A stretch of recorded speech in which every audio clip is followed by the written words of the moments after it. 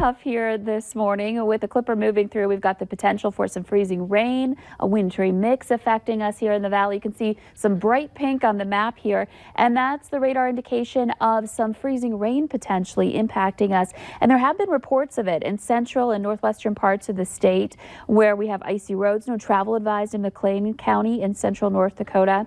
And this is going to continue to move eastward into our viewing area, and it's already here, as you see as we zoom in a little bit closer. So anywhere in pink, that's freezing rain. Could be dealing with that right now in Lisbon, stretching down through Sisseton. Fargo, you can see we're near some purple areas here on the map, and that's usually a sign of some mixed precipitation going on. So the bottom line is we're looking at a kind of a mixed bag, but some of it may involve some freezing rain and some icing on some of those roads and sidewalks here today. Please check the radar before you hit the road here this morning. Check on those road conditions. You can go to our website and find that there. And of course, on our Valley News Live weather app, you can access the radar as well.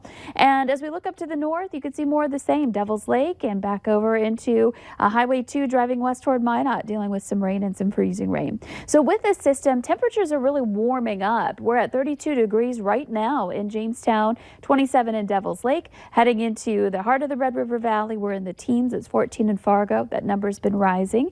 And into northwest Minnesota, some single digits to some teens for you at the moment. The wind coming in out of the south or southwest, and we've seen some gusts in the 20s, so a little breezy at times.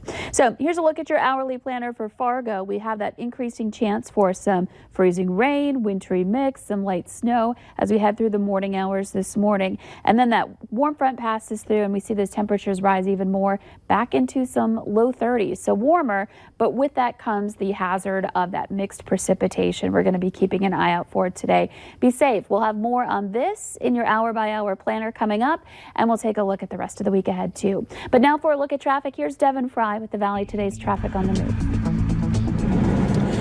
Thank you, Lisa, and Happy New Year, Red River Valley. We're on 32nd Avenue right now. Now, we wanted to check out hangover from that blizzard that was affecting traffic flow pretty heavily that we discovered yesterday. Now, here on 32nd Avenue, once you get past 42nd Street here, there was a massive snowdrift in one of the lanes here on the roadway, and it was holding up traffic quite a bit. It was here on the right-hand side, but as you can see, they've come through and plowed that down, so this is now wide open. So another bit of good news for this morning. As the blizzard cleanup continues, the road conditions are getting better and things are getting easier to drive. That was causing some major delays in the evening drive yesterday, and so it's good to see that get cleaned up as we expect traffic flow to start increasing once again tomorrow. But for today, things are looking pretty light. Overall, the hardest thing to deal with is going to be road conditions. Things are still pretty slick. We're going to keep checking out the roadways, but for now, for your traffic on the move, I'm Devin Fry. A Minnesota DOT snowplow driver had a bit of a run-in during cleanup with a highway overpass in the Twin Cities. Check out this picture. The upright bed of his truck was just a few inches too high for Highway 169, and it got wedged underneath. Engineers inspected the overpass before removing the truck bed and determined the bridge is structurally safe. There's still no rain in the forecast to help firefighters battle raging wildfires in Australia. Thousands of people along the country's southeast coastline were forced to flee their homes and take shelter on the beach. About 12 million acres have burned in the past few months, and more than 1,000 homes have been destroyed. Protesters broke into the heavily guarded compound of the United States Embassy in Baghdad yesterday and set fires inside in anger over American airstrikes that killed 24 members of an Iranian-backed militia over the weekend. The men did not enter the main embassy buildings and later withdrew from the compound, joining thousands of protesters and militia fighters outside chanting, "Death to America." President Donald Trump says he does not foresee a war with Iran following those protests. The president welcomed the new year in Florida, with last year's political drama still on the minds of many Americans. Laura Podesta has the latest on the impeachment inquiry. At a New Year's party at his Mar-a-Lago resort in Florida, President Trump said he'd welcome an impeachment trial in the Senate. As far as I'm concerned, I'd be very happy with the trial because we did nothing wrong. The House voted exactly 2 weeks ago to impeach the president. When we see what they're doing. Since then, Speaker Nancy Pelosi has held the 2 articles from the Senate delaying the trial. Nancy Pelosi should be ashamed of herself. Democrats want new witnesses to testify in order to learn more about President Trump's decision to withhold military aid from Ukraine. Mick Mulvaney, John Bolton, Michael Duffy, and Robert Blair were intimately involved and had direct knowledge. Rudy Giuliani, the president's personal attorney, has conducted his own investigations into unsubstantiated claims about the Bidens and the 2016 election. He says he's willing to testify. I'm not going to tell you what I found out until I have a proper forum to do it. When the Senate trial does happen, Supreme Court Chief Justice John Roberts will preside. He will try to preside in a way that is honorable and impartial and lends a credit to the court that he leads. Yesterday, Roberts released his annual year-end report.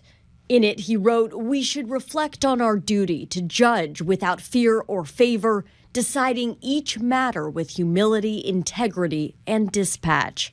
The Senate returns from its winter break on Friday. Laura Podesta, CBS News. Secretary of State Mike Pompeo is headed to Ukraine this week. He'll meet with President Zelensky on Friday. The new decade calls for some new resolutions. Why not make one of those getting brunch with friends? Kick off 2020 the right way. The Valley Today's Callie Hubbard joins us live this morning from Granite City. Good morning, Callie.